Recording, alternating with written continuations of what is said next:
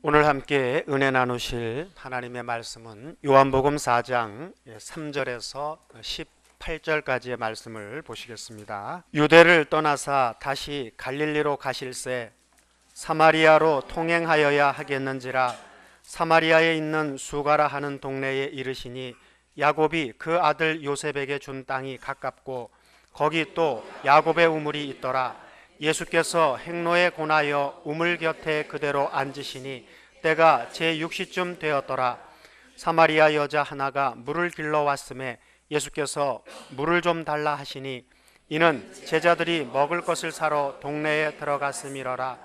사마리아 여자가 가로되 당신은 유대인으로서 어찌하여 사마리아 여자 나에게 물을 달라 하나이까 하니 이는 유대인이 사마리아인과 상종치 아니함이러라. 예수께서 대답하여 가라사대 내가 만일 하나님의 선물과 또 내게 물 좀 달라 하는 이가 누구인 줄 알았더면 내가 그에게 구하였을 것이요 그가 생수를 내게 주었으리라. 여자가 가로되 주여 물 기를 그릇도 없고 이 우물은 깊은데 어디서 이 생수를 얻겠사옵나이까. 우리 조상 야곱이 이 우물을 우리에게 주었고 또 여기서 자기와 자기 아들들과 짐승이 다 먹었으니 당신이 야곱보다 더 크니이까.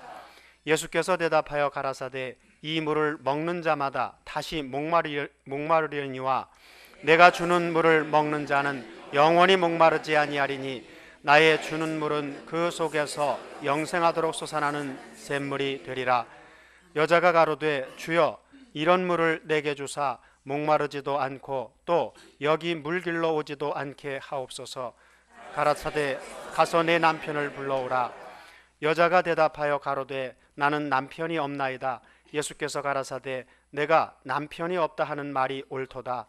내가 남편 5이 있었으나 지금 있는 자는 내 남편이 아니니 내 말이 참되도다.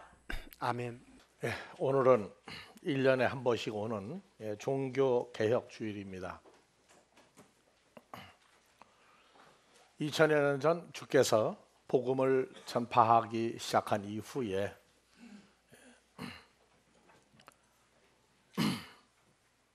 서기 1400년경 1500년 세월을 잠잠히 지나오게 하셨습니다. 그동안에 예수님을 따르던 추종하던 무리 사도행전의 무리가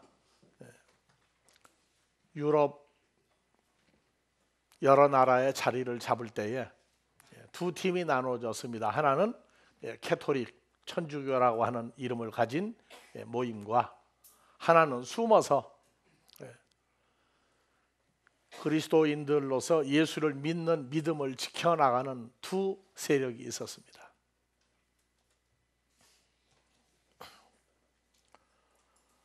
지금부터 497년 전입니다. 천주교의 신부로 일하던 마르틴 루터가 천주교가 썩어도 너무 썩고 부패해도 너무 부패하니까 심지어 죄를 사해 주느냐 하나님 나라 가느냐 못 가느냐를 성경과 관계없이 천주교에서 면죄부를 팔고 다니기 시작을 했습니다. 그래서 유럽의 캐토릭 천주교가 들어간 나라마다 사람들의 약점, 하나님께 지은 죄인지 사람끼리 지은 죄인지 죄에 대한 해답이 없으면서 죄를 지으면 하나님 나라 못 간다, 숨긴 죄가 있어도 못 간다 해가면서 죄사함을 계속 해왔던 그들이 면죄부, 죄를 면하는 문서를 주는데 각 나라마다 각 지역에 달구지, 마차를 또는 소가 끄는 마차에다가 통을 만들어서 돈이 돈통에 떨어지는 소리가 나면 죄사함을 받는다. 얼마나 편해요. 사망에 이르는 죄와 사망에 이르지 않는 죄가 뭔지도 모르고. 왜? 천주교는 각 나라 말로 성경을 가리키고 설교한 게 아니라 라틴어, 이태리 사람이 아니면 알아먹을 수 없는 라틴어만 가지고 예배, 미사를 진행을 했기 때문에 천주교인들은 도대체가 그냥 예배 모여서 미사, 예배 모여서 하라는 대로 하고 끝나고 가면 그냥 그들이 너는 죄가 없다고 그러면 천국 가는 줄 알고 있었던 그 상황에서 말틴 루터가 보니까 천주교인들이 성경을 너무나 몰라요. 천국을 가는데 어떻게 가는지, 어떻게 믿어야 되는지 없어요. 그래서 죄만 없으면 천국 간다고 돈과 천국을 바꿔먹는 상황을 보면서 비텐부르크라고 하는 그곳에 대학이 있었고 그곳에 천주교의 성당이 있었는데 그 대문에다가 95개 조항을 써붙였어요. 천주교의 부패상을 낱낱이 고발을 하고 나서 말틴 루터를 죽이려고 난리가 났고 그것 때문에 전쟁이 일어났죠. 천주교인과 숨어 지내던 기독교인과 사이에 싸움이 났는데 하나님이 하시면 하는 겁니다. 말틴 루터를 통해서 개신교가 그 전쟁을 이겼어요. 그래서 이제 말틴 루터가 독일어로 성경을 번역을 하기 시작을 했어요. 그러니까 독일어를 쓰는 모든 민족은 독일어로 성경을 보기 시작하면서 그때 이후에 루터교가 생겼습니다. 그리고 이제 루터를 추종하던 사람들이 주빙결리라든지 칼빈이라든지 이러한 사람들을 통해서 유럽의 각 나라 말로 성경 번역이 돼서 그 성경을 보고 예수를 믿게 됐습니다. 말틴 루터는 5개 5가지 솔라 그 기독교인의 지침을 썼는데 다 같이 오직 예수, 오직 성경, 두 번째 오직 그리스도, 오직 은혜, 오직 믿음, 오직 주께 영광 5가지 솔라 그 기본을 정해 줬어요. 루터교가 또 성경대로 다 이루어졌으면 장로교가 안 생길 거죠? 근데 장로교가 생겼어요. 그리고 이제 각 나라마다 우리는 이렇게 믿는다 해서 기존 초대교회로부터 믿음을 지켜왔던 사람들이 신앙의 핍박을 받으니까 콜럼버스가 발견했던 그 아메리카 대륙으로 청교도들이 또 도망을 가서 자리를 잡기 시작했습니다. 그리고 이제 영국에서 킹 제임스 왕이 성경을 영어로도 번역을 해라. 이게 우리 영국의 수치가 아니냐 해서 킹 제임스 버전이 나왔고 미국에서 이제 원전을 보기 시작했어요. 원어 성경을 보기 시작을 하다가 보니까 안 되겠다. 번역이 킹 제임스 버전도 잘못된 게 많다. 그러니까 NIV, 뉴 인터내셔널 버전을 만들었어요. 그리고 이제 미국의 기독교가 한참 창덕해 되니까 성경을 30여 가지 번역을 만들었어요. 30여 가지 번역본을 만들었는데 원어 성경을 볼 때마다 조금씩 이미 만들은 30여 개의 성경 번역이 그것도 문제가 또 발생을 하는 거예요. 그래서 더 이상 번역하지 말자. 이제 있는 거 가지고 쓰자. 그래서 미국에 가서 말씀을 전해보면 어디는 KJV 성경, 어디는 새 KJV 성경, NIV 성경 뭐 해가지고 30여 가지 그 성경 번역한 걸 자기들 교회마다 다르게 써요. 공통적으로 많이 쓰는 거 따지면 한 6개에서 7개 성경 번역을 가지고 자기들 믿음을 지켜나갑니다. 근데 한국은 어떻게 됐습니까? 한국도 말틴 루터의 종교개혁 이후에 한국어로 성경을 볼 수 있는 나라가 되었습니다. 초창기에 천주교가 또 들어와서 성경을 가리킨 게 아니라 그냥 천주교의 교리를 도입을 한 겁니다. 그래서 성경 66권을 다 보급한 게 아니에요. 오히려 개신교 쪽에서 성경 번역을 막 해서 나오기 시작하니까 그걸 보고 다 같이 쪽복음, 마태복음 하나, 누가복음 하나, 뭐 창세기 하나, 그래서 66권을 66쪽이라고 그랬어요. 그래서 개신교에서 막 그 쪽복음이 전파가 되니까 천주교에서 가만히 있으면 안 되겠죠. 그래서 천주교에서도 번역을 해가지고 했는데, 성경 66권이 다 천주교회 성도들에게 보급이 되기까지 몇십 년이 또 걸렸어요. 아니, 보급된 걸로 따지면 100년, 150년 세월이 지나고 나서야 천주교회 공동 번역이 나왔습니다. 지금 우리는 그러면 한글 성경은 어떻게 해서 된 거냐?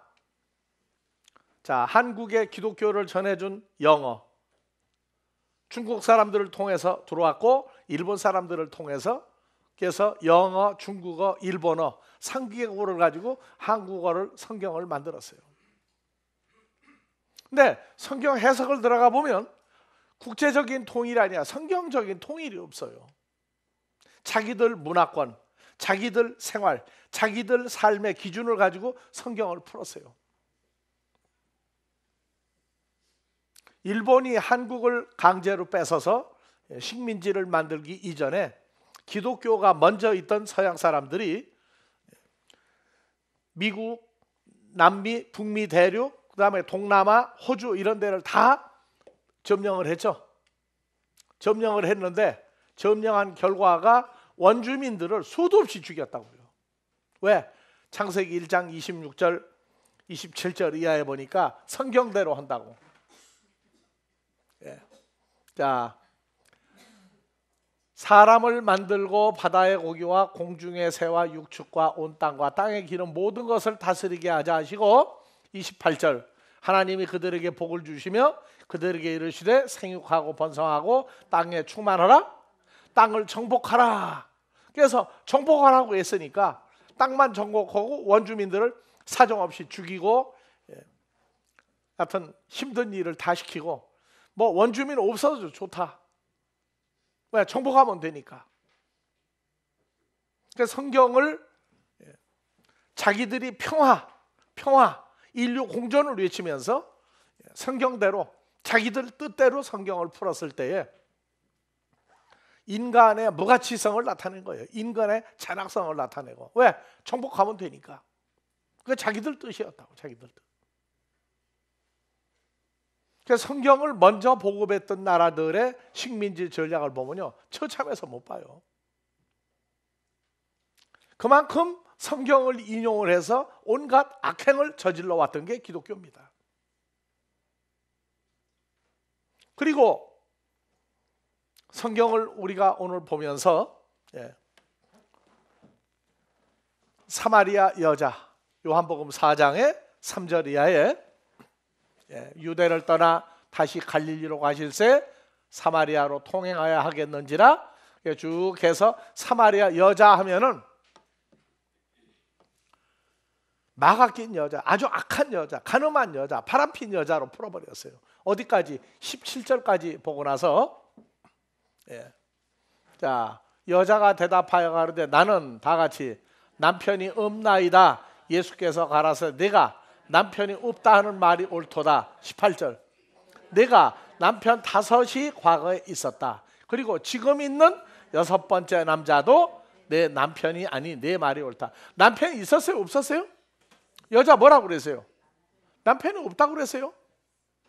근데 예수님과 대화를 보니까 남편이 옛날 남편 5이 있었고 또 예수님 만날 당시에도 남편이 하나 있었죠. 그럼 몇 명이 남편이 있었어요? 6명. 그러니까 18절까지 읽고 19절 안 봐요. 다 같이 사마리아 여자, 남편이 6이나 있는 여자가 가로되 예수여 내가 보니 당신은 선지자로서이다. 자, 상식적으로 생각을 해도 남편이 6이나 있는 여자가 아주 남자를 보면은 자기 마음에 들면 전부 다 프로포즈하는 여자입니까? 아니면 누굴 기다리고 있던 여자였어요? 선지자가 올 것을 기다리고 있던 여자입니다. 19절 아니 18절까지 끝내버리고 아예 바람둥이 여자. 그러면서 미국에 가나 유럽에 가나 아주 이건 뭐 천하의 못쓸 여자로 풀어버려요. 근데 동서양을 막론하고 기독교계에서 사마리아 여자를 흉내내는 찬송가가 있죠. 무슨 찬송가? 우물가의 여인처럼 난 구했네. 아니 바람둥이 여자가 뭘 구했어요? 아니 기독교인들이 부르고 있다니까. 우물가의 여인 사마리아 여자처럼 난 구했네. 뭘 구해요? 남편 더 만들어 달라고? 아니잖아요. 그럼 찬송가하고 가리키고 나타낸 사마리아 여자는 달라요. 그래서 주여 뭐를 높이 듭니다? 이 잔을 높이 듭니다. 왜? 아무것도 안 들은 잔이에요? 뭐 들은 잔이에요? 예수님 보고 뭐 채워달라는 거예요? 예? 뭐 채워달라고요? 아니 찬송가에 뭐라고 나왔어요? 이 잔 높이 듭니다. 뭐 채워달라고? 하늘 양식 채워달라고 그랬죠? 그러면 하늘 양식 채워달라는 여자가 바람둥이 여자예요? 아니잖아요. 근데 우리가 가서 사마리아 여자 얘기를 꺼내면 딱 머리에 떠오르는 게 남편 6 있는 여자, 그리고 또 새 남편 고로된 여자. 이러고 딱 해버리고 찬송가는 또 전혀 다르게 불러요. 우리가 종교개혁을 말틴 루터가 완성한 게 아니에요. 우리가 보면 말틴 루터는 종교개혁의 시작, 성경을 누구나 다 번역된 자기네 나라 말로 보도록 만들었고, 말틴 루터의 종교개혁이 완성됐다면 루터교 이후에 그럼 천주교, 루터교 말고 다른 기독교가 없어야 돼. 수도 없이 많이 생겼죠. 한국만 해도 250여 개 교파 교단이 있다고 그래요. 그러면 종교개혁이 끝났느냐? 아니죠. 계속 새로운 교파 교단 또 만들 거예요. 외국에도 가면은 말할 수 없이 많아요. 왜 그러냐? 나는 성경을 이렇게 본다. 그래서 우리가 말하는 종교개혁주의는 번역을 한 것을 기본으로 해서 이제는 성경이 무엇을 말하고자 하느냐, 하나님의 뜻이 무엇을 말하고자 하느냐 하는 종교개혁을 우리는 해야 됩니다.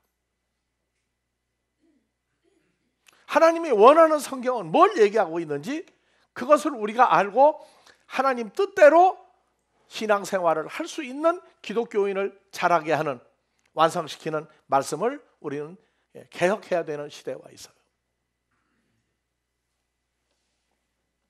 그래서 종교개혁이라고 하는 말을 엉터리들은 관계가 없는데, 예수님도 종교개혁한 거죠. 그 당시에 말틴 루터도 종교개혁했더니 죽이려고 그랬고, 종교개혁 하려고 그러면 좋은 눈으로 보는 사람이 있고 꼬부라진 눈으로 보는 사람이 있고 두 팀이 생겨요.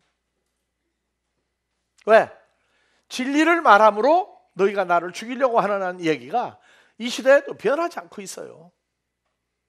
그 진리를 바꾸어서 진리가 너희를 자유케 하니까 진리가 뭐냐? 진리에 대해서 몰라요. 우리는 이 사마리아 여자 남편을 데려와라. 4장 16절 가라사대 내 남편을 불러오라. 가로되 남편이 없나이다. 근데 예수님도 네가 남편이 없다는 말이 옳다고 그랬어요. 옳다고 그래놓고 남편 5이 과거에 있었으나 또 지금 있는 자도 남편은 내 남편이 아니다. 앞뒤가 안 맞죠?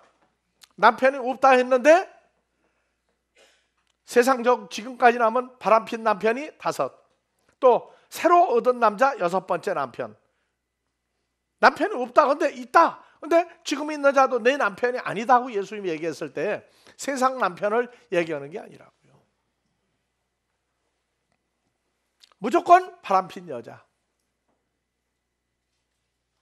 그래서 더 이상 친척이 안 돼요. 왜? 사마리아 여자 같은 여자는 그들이 말하는 여자가 아니었기 때문에 사마리아 여자 같은 여자가 된 사람만 요한복음 4장이 자기 사건으로 적용이 되는 때가 이제 왔어요. 사람들 지금까지 신앙생활하면서 교회를 몇 번 바꿨느냐 하면은 평생 한 교회 다니는 사람 몇이나 있어요. 교회를 바꾸고 목사를 바꾼 게 그게 남편을 바꾼 거라고 얘기해도 처음엔 이해가 안 가요. 예수님이 말한 대로 보면 수도 없이 남편을 바꾼 사람들이 기독교인이에요. 왜? 세상 육신의 남편을 가지고 말하는 게 아닙니다. 성경을 모르니까 자기들 문화권으로 성경을 해석을 하는 거예요. 자기들 문화권, 성경에 하나님이 만드는 문화권으로 성경을 풀어가야 됩니다.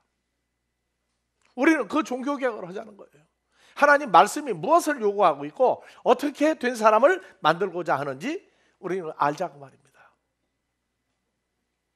그래서 예수님 당시 히브리 민족이 사는 데에는, 사마리아 여자가 살던 데에는 구약 성경을 그대로 믿어온 사람들이 사는 동네입니다. 사마리아가 북쪽 이스라엘이 망하고 바벨론에 의해서 이방 족속이 혼합된 혼혈이 생겼어도 그들은 믿기는 구약 성경을 믿어온 사람들이에요. 남쪽 유다도 마찬가지예요. 이스라엘 전부가 구약 성경을 가지고 믿어온 사람들이 있는 데입니다. 여러분들 2000년 전이나 지금이나 동네 그렇게 난잡한 지저분한 여자가 살면 사람들이 대화를 합니까? 내쫓습니까? 내쫓죠? 그 동네 못 있게 해요. 그런데 이 여자는 동네 사람을 다 끌고 나왔어요. 왜? 18절까지만 보고 단정을 지어버렸으니까. 그래서 성경의 신명기 25장 5절 그 성경을 그대로 믿어온 사람들이라고요. 다 같이 신명기 25장 5절. 다 같이 신명기 25장 5절.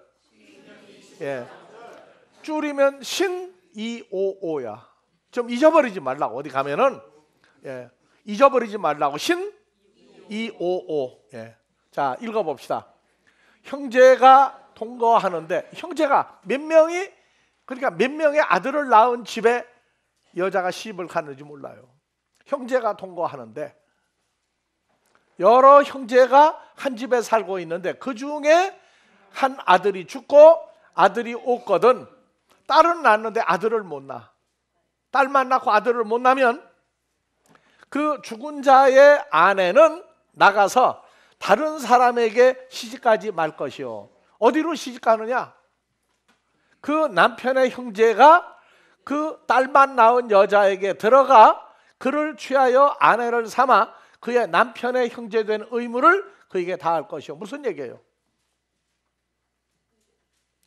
형이 딸은 나도 안 따져요. 아들이 없으면 그 동생이 또 들어가서 형의 의무를 다해서 아들을 낳을 때까지 사는데 또 아들을 못 낳고 죽으면 누가 또 들어가야 돼요?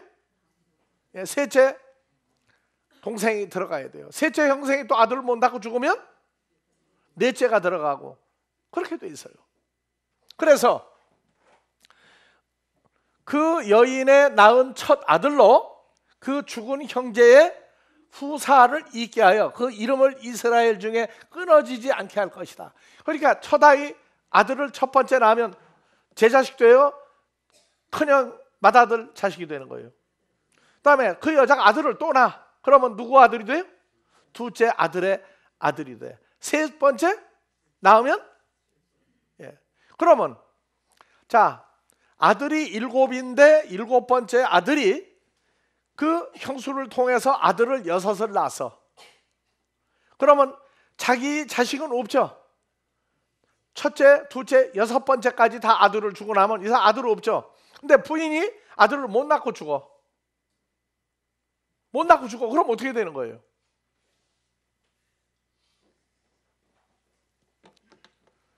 그래서 우리는 성경을 보면서 출애굽하고 광야에서 이 말씀을 주었어요. 아들이 없는 집은 계속 그 아들이 계속 대타를 한다. 그러나 그 사람이 만일 그 형제의 아내 취하기를 즐겨하지 않거든. 아, 형들은 그래도 나는 그 형수 마음에 안 들어, 나 부인 못 삼겠어 하거든. 그 형제의 아내는 성문 장로들에게로 나아가 말하기를 내 남편의 형제가 그 형제의 이름을 이스라엘 중에 대를 잇기를 싫어하여 남편의 형제된 의무를 내게 행하지 아니하다 할 것이요. 왜?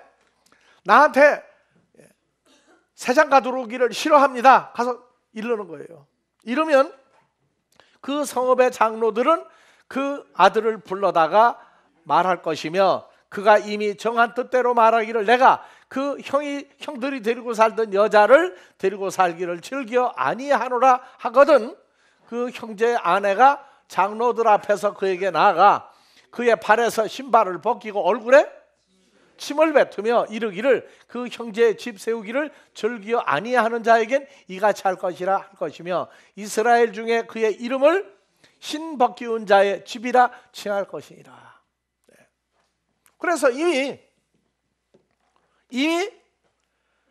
사마리아 여자는 남편이 몇 명 있었어요? 그러면 육신적인 남편 얘기하는 겁니까? 아니라고 하기에는 아직 일러요. 맞긴 맞아. 자, 그래서 예수님 당시에 1500여 년 세월이 지나고 예수님 당시에 예수님에게 와서 마태복음 22장 23절에 부활이 없다고 하는 사두개인, 그 당시 바리새인, 사두개인, 율법사 이런 사람들이 있는데 그 종교계 지도자 중에 부활을 믿지 않는 사두개인들이 그날에 예수께 와서 물어가로되 예수 선생이여, 다 같이 모세가 일렀으되 사람이 만일 자식이 없이 죽으면 그 동생이 그 아내에게 장가들어 형을 위하여 후사를 아들을 낳아서 드려라 하였나이다. 자, 25절 다 같이 우리 중에 아들이 7명이 있는 집이 있는데 그 맏아들이 장가 들었다가 죽어. 딸은 낳았어요, 안 낳았어요? 낳을 수도 있죠. 근데 뭘 못 낳았어? 아들을 못 낳고 죽으면 그의 아내를 그 동생에게 기쳐두고 둘째와 셋째로 7째까지 그렇게 다 했는데 뭐가 없었다는 거예요. 아들을 못 낳고 죽었죠. 아들을 못 낳고 다 죽었어. 아들 7도 죽고 그 여자도 죽고. 그런즉 다 한 여자를 아내로 삼았으니 부활 때에 7 중에 네 아내가 되리까. 한국 이런 말 있죠. 여자가 재혼을 해서 아들 딸 또 낳았어. 그러면 한국에서는 살았을 땐 괜찮은데 죽고 난 다음에 내가 내 이 몸을 본 남편한테 가야 되느냐 두 번째 남편한테 가야 되느냐 하는 문제 가지고 말들이 많더라고. 남자들은 장가를 10번 가도 관계가 없는데 여자들은 그 얘기를 해. 내가 죽으면 본 남편한테 하랴 재혼한 남편한테 가서 무덤에 묻히랴. 어떤 사람은 아예 귀찮다 그냥 화장해가지고 그냥 날려버리라. 난 첫째 둘째 죽고 난 다음에 구속받기 싫다. 그래서 누구의 아내가 되리까? 예수께서 대답하여 가라사대 너희가 성경도 하나님의 능력도 알지 못하는 걸로 오해하였다. 한마디 더 해요. 부활 때는 장가도 아니가고 시집도 아니가고 하늘에 있는 천사들과 같으니라. 죽은 자의 부활을 의논할진대 하나님이 너에게 말씀하신 바 나는 아브라함의 하나님이요 이삭의 하나님이요 야곱의 하나님이라 하신 것을 읽어보지 못하였느냐? 하나님은 죽은 자의 하나님이 아니요 산 자의 하나님이다. 이건 이제 독을 차푼 거 하나 또 던져 놓으셨다.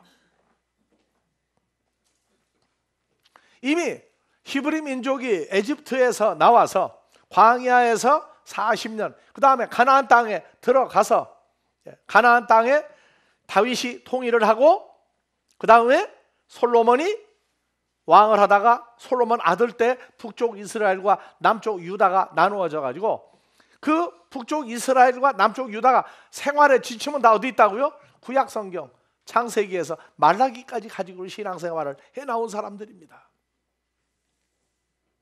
그러니까 이 여자의 대화에 16절 요한복음 8장 4장 16절 내 남편을 불러오라. 여자가 대답하여가되 나는 남편이 없나이다. 네가 남편이 없다 하는 말이 옳도다. 이게 맞아요? 옳도다가 아니라 옳토당토하는 얘기야. 다음에 보자고. 그래서 내가 남편 5이 있었으나 이 남편이 그럼 아들 6형제가 있는 집에 시집간 여자예요? 그러면 남편이 있었죠. 근데 여자는 남편 5이 있었는데 쓸모없는 남편이었고 지금 있는 내 남편도 내 남편 아니다. 예수님 그 여자가 한 말이 참되다, 진리다, 옳다고 인정을 했어요. 그래서 여자가 가로되 주여 내가 보니 선지자로서이다. 자세히 읽어보면요, 남편 6이 있던 여자예요. 5은 먼저 죽었고 하나 또 있는데 그것도 남편 아니라고 하는데 예수님도 그거 네 말이 맞다고 그랬어요. 그러면 어디다가 근거를 삼아야 돼요? 지금 지구상에 그 중동의 히브리 민족의 여자들이, 남자들이 그 생활했던 게 중앙아시아를 통해서 중국까지, 몽고까지, 에스키모까지 그 삶 속에 들어가 있어요. 리더스 다이제스트, 내가 직접 읽었던 리더스 다이제스트예요. 몇십 년 전에 읽었는데 불란서에서 천주교에서 티벳에 전도를 하려고 갔다가 기한이 돼서 철수를 하는데 신부님들은 다 불란서로 돌아왔어요. 그런데 수녀를 남겨놓고 왔더니 이 수녀가 올 때가 돼도 안 오는 거예요. 그래서 불란서에서 신부를 보내가지고 그 수녀의 행방을 탐지했더니 수녀원에 없어. 어디 갔느냐? 아들이 여러 대 있는 집에 시집을 가가지고 거기서 나 안 간다는 거야. 나 수녀 안 한다고. 이 남자들이 얼마나 나를 위해 주는지 난 이제 안 간다고. 그래서 종교를 버릴 정도로 그 남자들 화목한 집이에요. 그 다이제스트에 나왔던 기록입니다. 중국의 윈난성 여러분들 알죠? 거기는 여자가 남편을 골라요? 남자가 여자를 골라요? 여자가 남편과 골라요. 살던 남자 싫으면 나 당신 이제 싫다. 그 얘기하면 이혼이야. 그리고 나가서 마음에 드는 남자 있으면 나 당신 좋아한다. 연애할래? 그러면 돼. 그러면 여자는 평생에 남편을 몇 번 바꿔도 관계가 없어. 그러면 한국 같으면 남자가 무슨 일 나 이제. 근데 거기는요 아주 자연스럽게 받아들여요. 그래서 여자가 아들을 낳으면 누가 아들 되는 거예요? 그 여자 아들 돼. 남자 아들 안 돼. 또 이것도 변질이 돼가지고.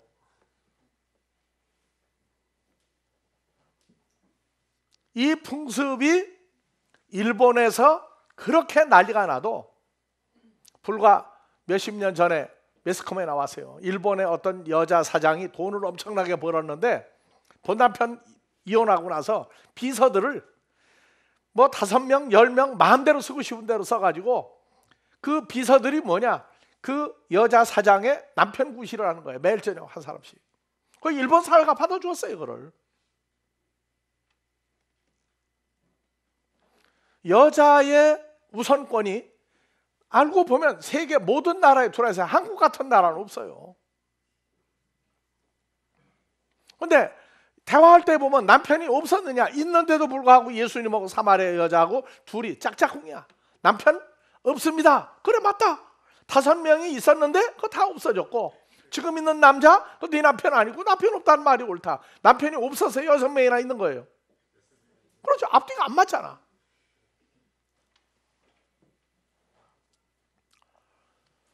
이 여자는 요한복음 4장 19절 여자가 가로되 주여 내가 보니 선지자로서이다. 자 25절도 갑시다. 여자가 가로되 18절 지나고 몇 절 지나세요? 19절 당신은 메시아입니다. 그리스도입니다 해놓고 20절, 21절, 22절, 23절, 24절 다섯 구절 통과하고 25절에 그 사마리아 여자가 가로되 메시아 곧 그리스도라고 불리우는 사람이 오실 줄을 내가 알고 있습니다. 그 그리스도라고 하는 분이 오시면 모든 것을 우리에게 고하시리다. 예수께서 이르시되 내게 말하는 내가 그로다. 그 여자는요, 누굴 기다리고 있던 여자예요? 뭐 대낮에 12시에 뭐 물동이를 들고 더우니까 동네 사람이 안 나오는데 없으니까 물 들어갔다가 보니까 이상한 남자 만났다고? 아니라고요. 지금 우리는 성경을 하나님이 왜 그렇게 썼느냐 하는 것을 하나님 뜻대로 들어가야지 지 마음대로 풀어가지고 성경에 없는 사마리아 여자, 없는 여자를 만들어 놓고 기정사실화하고 성도들은 찬을 높이 든다고 채워달라고 난리가 나고 어느 쪽이 진짜예요? 가리키는 사람 거짓말하고 성도들은 오히려 진짜를 말하고 있다고. 즉 자기들이 누구예요? 사마리아 여자 같은 기독교인들이다 그 말이에요. 그래서 성경에서 말하는 남편이 신약 성경에 여러 군데 나와요. 마태복음 25장 1절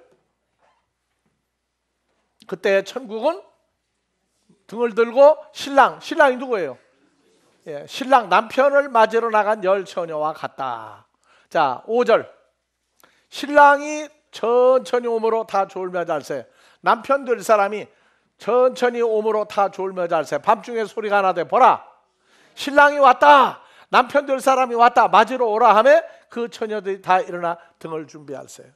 그래서 이미 예수님을 누구로 얘기하고 있는 얘기가 나와요? 예수님이 하나님 나라에 들어갈 사람들의 신랑 남편으로 오실 것을 얘기하고 있어요. 그래서 오늘날 우리도 찬송 부르죠. 신랑 예수 오실 때 맞이할 등불 준비하고 있느냐. 그럼 우리도 예수를 만나고 나면 바로 뭐가 된 거예요? 예수님 우리의 누가 된 거예요? 우리의 신랑 남편이 되신 거죠. 자 고린도후서 11장 12절에 보면요 아예 노골적으로 얘기를 해놨어요. 나 바울이 예수를 만나고 보니까 하나님의 열심으로 너희를 위하여 열심 내노니 나 바울이 너희를 다 같이 정결한 처녀로 한 남편인 그리스도께 드리려고 중매한다. 예수님은 누구로 얘기해요? 믿는 자들의 남편이 될 것을 얘기하고 있다고. 그래서 예수 안 믿는 남편들한테 가서 이 남편 얘기 잘못하면 오해받으니까 오해받죠. 안 그래도 뭐 네 남편이 누구냐고 할 정도로 난리가 나는데 이런 구절 잘못 읽어주면 이 남편이 육신의 남편이 아니라고. 그래서 뱀이 그 간사한 계교로 이와를 미혹해 한 것 같이 너희 마음이 그리스도를 향하는 진실함과 깨끗함을 떠나 부패할까 두려워한다. 그래서 창세기의 뱀이 아담과 하와의 남편 역할을 했던 것까지도 나와요. 고린도전서 4장 15절 남편 되는 신랑 된 예수를 만나서 그리스도 예수 안에서 만명의 선생이 있으되 아비는 많지 아니하니 그리스도 예수 안에 복음으로서 나 바울이 너희를 낳았다. 그래서 바울이 주님을 만나고 난 다음에 그리스도 예수와 연합된 새로운 피조물이 됐죠. 그 다음에 복음으로 누굴 낳았어요? 자녀를 낳았다는 거예요.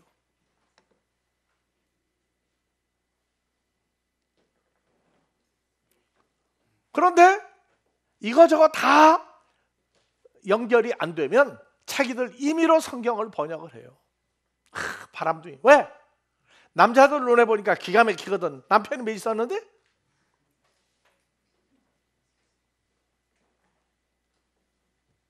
이렇게 엉터리로 풀어놓고 그거를 믿으라고 해놓고 찬송가 부를 때부터 열창을 하고 앉아서 이제 그러면 어느 쪽을 믿어야 돼요?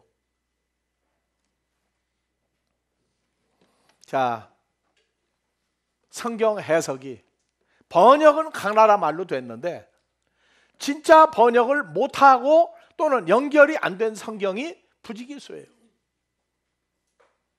그러니까 성경을 읽는 사람이 자기 나름대로 은혜가 되면 성경 읽은 거예요.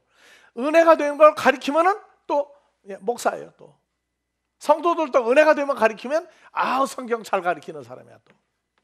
자, 디모데전서 5장 14절 하나 더 갑시다. 그러므로 다 같이 젊은이는 남자예요, 여자예요? 시집을 가면은 젊은이에요, 젊은 여자는 돼야 돼요. 젊은 여자는 시집 가서 아이를 낳고 집을 다스리고 다적에게 회방할 기회를 조금 더 주지 말기를 원하노라. 이미 그러면 누구한테 시집간 젊은이가 나오고 사탄한테 시집간 여자가 나오고 두 젊은이가 나오죠. 그래서 이 젊은이라고 하는 게 한글 성경에 젊은이, 젊은 사람들 왜 나왔느냐? 헬라 원전을 보면요. 자, 젊은이가 젊은 남자죠. 왜? 더 영거 우먼, 젊은 여자죠, 이거는. 그러니까 이걸 번역을 할 때 영거 우먼이면 젊은 여자인데 왜 한국은 젊은 여자가 아니고 젊은 사람으로 왜 풀었어요? 도저히 이해가 안 가거든. 안 가니까 성경에 다 같이 네오스, 젊은이냐 젊은 여자냐. 근데 시집을 가서 아이를 낳고 하니까 이 젊은이가 네오스가 젊은 남자냐 젊은 여자냐. 다 같이 네오스 한번 가봅시다.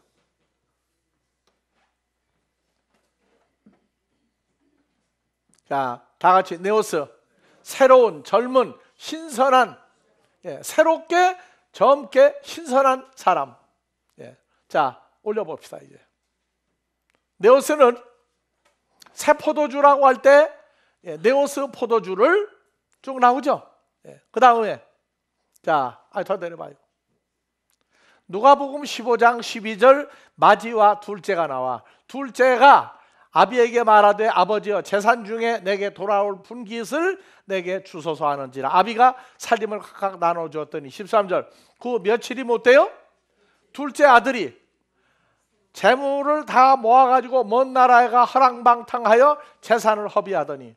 그럼 둘째예요? 새롭게 된 사람이에요? 아직 주님을 만나서 변화가 안 된 사람은 맏아들로 그냥 있고, 둘째는 둘째가 아니라 그 옛날 율법 아래에서 새로운 사람, 새로운 하나님 아들이 된 사람이라고. 그래서 자, 누가복음 22장 26절 너희는 그렇지 않을지 너희 중에 큰 자는 젊은 자예요? 새롭게 된 자예요? 주님을 만나서 새로운 피조물이 된 자와 같고 두목은 섬기는 자와 같을지니라. 고린도전서 5장 7절 너희는 누르고 없는 자인데 새로운 덩어리가 되기 위하여. 골로새 3장 10절 뭐라고 나와요? 새 사람을 입었으니 그리스도를 옷 입었으니 이러고 나온다고요. 자, 종교개혁 해야 돼요, 말아야 돼요? 누가 해야 돼요? 나만 혼자 떠들고 여러분들은 굿이나 먹고 떡이나 먹자? 같이 해야 되죠, 같이. 그래서 로마서 16장을 오늘 아침에 보고 나왔어요. 이 말씀을 전한 결과가 16장 1절 내가 갱그라 교회 일꾼으로 있는 우리 자매 베베를 너에게 청구하노니 너희가 주 안에서 성도들의 합당한 예절로 그를 영접하고 무엇이든지 그에게 소용되는 바를 도와줄지니. 왜냐? 베베가 여러 사람과 사도 바울의 보호자가 되었다. 4절 저희는 내 목숨을 위하여 자기 목이라도 내어놓았으니 나뿐 아니라 이방인의 모든 교회도 저에게 감사한다. 또 저희 교회 문화를 하나 쭉 해서 로마서 16장 마지막 이방 땅에 세워질 교회의 대명사가 로마 교회예요. 자, 여기 이름이 올라간 사람들은 하나님 나라 복음이 전파되도록 할 때 정말로 같은 마음과 한 뜻이 돼서 복음 전파에 힘을 썼던 사람들 이름이 다 써 있어요. 마지막 때라고 하는 이때 우리 아델포스에도 이 서신서가 나오겠죠? 거기 누구 이름이 들어가길 원합니까? 무슨 일을 한 사람들 이름이 올라가길 원해요? 복음 전파할 때 자기 몸으로 있는 재산으로 자기 지식으로 자기 모든 걸 총동원해서 삶의 목적을 현실화한 사람들의 이름이 올라가요. 로마서가 있듯이 우리는 아델포스서가 있을 겁니다. 왜? 아델포스 교회가 만들어지니까. 그때에 여러분들 이름이 여러분들이 전도한 모든 사람들과 함께 그 책이 성경보다 두꺼워도 관계가 없어요. 그 큰 축복이 여러분들에게 현실화되기를 주의 이름으로 축원합니다. 영생이시며 우리 삶의 근본이 되신 아버지 하나님의 사랑과 우리 주 예수의 이루시고 성취한 사랑과 이제 보혜사 성령으로 역사하여 전 세계에 복음화를 이루시는 이 큰 사랑이 이곳에 있는 자들과 세계 도처에 함께하여 복음의 세계화를 이루는 모든 자들 위에 늘 임마누엘로 축복하여 주시기를 우리 주 그리스도 예수의 이름으로 축원하옵나이다.